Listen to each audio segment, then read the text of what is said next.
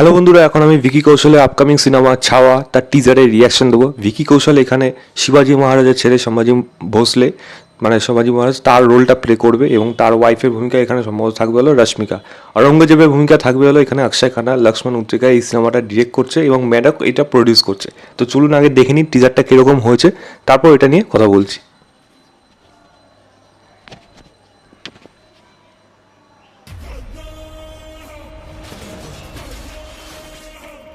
छत्रपति शिवाजी महाराज को शेर कहते हैं और शेर के बच्चे को छावा।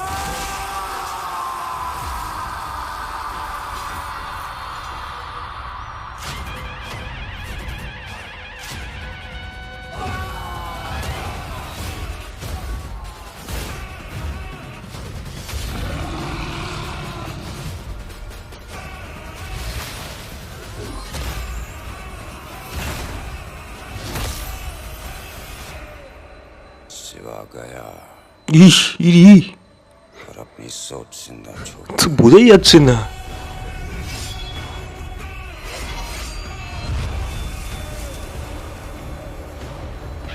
छत्रपति संभाजी महाराज की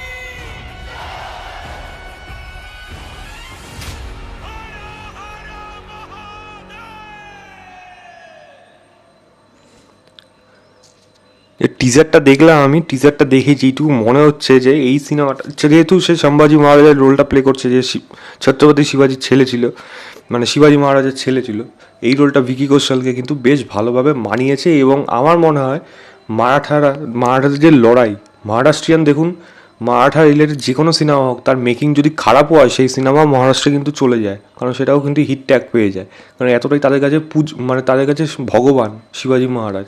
সেখানে এই সিনেমাটা যেভাবে বানানো হচ্ছে, সেখানে তার সাথে রেহমানের মিউজিক, মানে আলাদাই একটা মানে গুজবাম্পস চলে আসছে। এবং লড়াইটা যে এই যে মুঘলদের বিরুদ্ধে লড়াই, আওরঙ্গজেবের বিরুদ্ধে লড়াই, আর একটা কথা হলো আওরঙ্গজেব অক্ষয় খান্নাকে যা মেকআপ দিয়েছে, এখানে কেউ বলতেই পারবে না ওটা অক্ষয় খান্না, বা চট করে দেখে কেউ বলবেই না ওটা অক্ষয় খান্না।